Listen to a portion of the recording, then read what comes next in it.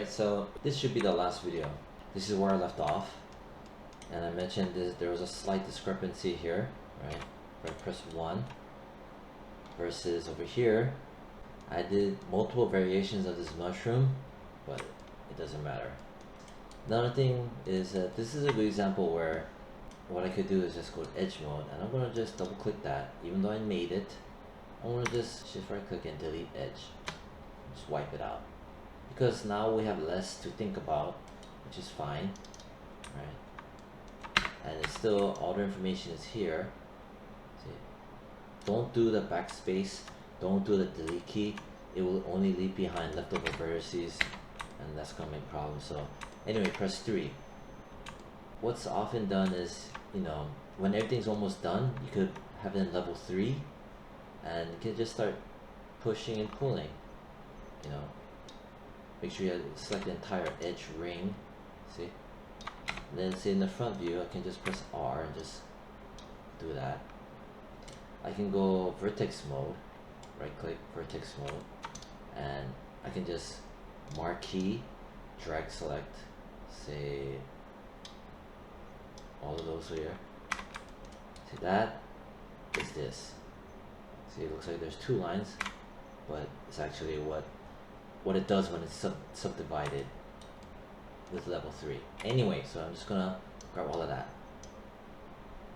Alright, I'm in level 3, grab all of that. Alright, front, pull on it. Maybe I'm gonna pull up too. I'll grab all of that, press R, and then grab all of that out, make it plump. And then grab all of that, press R, make it plump. And then maybe I'll kind of lower that down, grab all of that, press R, plump it out, press W, right, pull it down, grab all of that, press R. So you're just kind of massaging in the shape. Basically, you're kind of sculpting in a way. You're just resizing it. The project is pretty much almost done. Got all of that. Pull it down. Right click. Object mode, click outside. Take a look at it. Yeah, you know, it's kind of heavy at the bottom. But if you want to, you can go and give it more of a flowing neckline. Right click edge mode if you choose to do so. Right, like double click that carefully, press 3, right, and I can go pull it down a bit. See, since I did that, I can grab this, maybe I double clicked it. I'm in edge mode, maybe I'll pull that down, because to give it some space, double click that neckline from before, pull that down. Then I can grab this and carefully just pull that down. See? Press 3.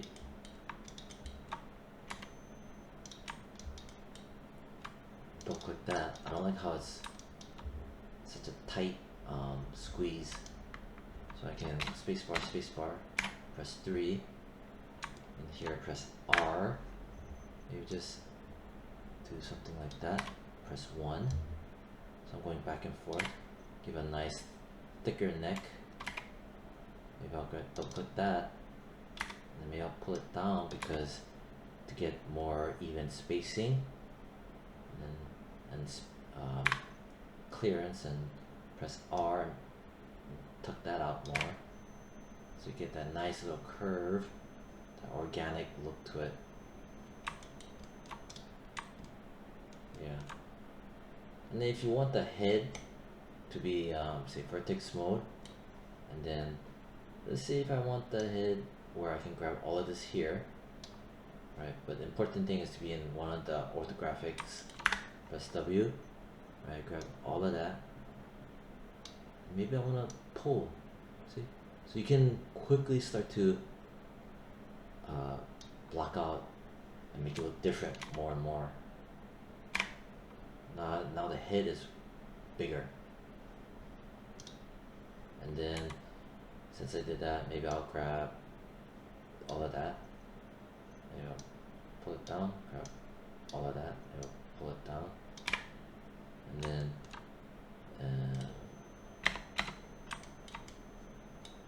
object mode. See, this is pretty much done. And I also have the camera perspective, is this one.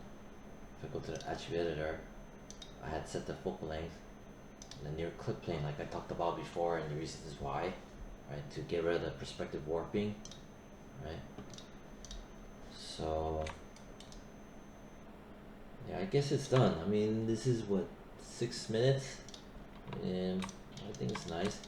If I press 1, you notice that the shaders got all out of whack. This is what happens when during the modeling process, right? When new faces are generated, the shading algorithm doesn't know what to do. You just grab it. You grab it. You go to mesh display. You go to soften edge. Right, I talked about this before. Oh, that didn't do much. Well, you can select it. Channel box. Here under inputs is our soften edge, right? Because everything done is recorded. Soften edge. Click in here, type in 30. 30 will make it more harder and faceted and cleans it up. Maybe I'll make it 20. So maybe I'll make it, I don't know, 10. Yeah, 10 is for a clean faceted look.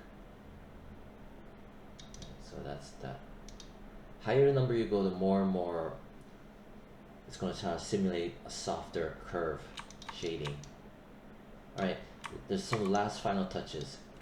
Underneath here, let's see, bottom, right? Select it, shift right click, multi-cut tool, option box. One is good, step snap, snap step, and then just close it, that one. All I'm going to do is just click and then drag and snap it, click, drag and snap it. This tool can be kind of fickle and temperamental, so just be aware of it. Press W to get out of the tool, press G as in George to get back into it. Oh. And then I'm gonna click and snap, click and snap, press W. So now you have the perfect midline. And then shift right click, right, go back to object mode, shift right click, multi-cut. I'm gonna click and there, click and snap, press G to get out of the tool, press G again to reactivate the tool, click and drag, press W, right click, object mode, press 3. So this is clean. Alt 5 to get out of it.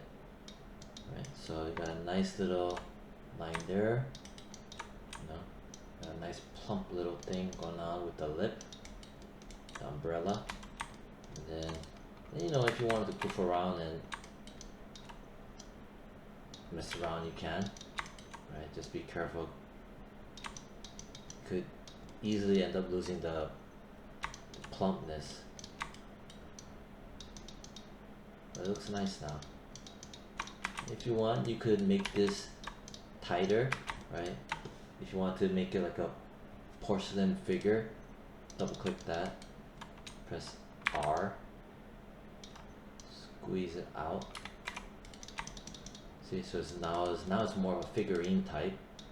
See, again, all I did was double click that, and when I taught you guys about supporting edge loops, right, the closer it gets to the edge, right, it stiffens.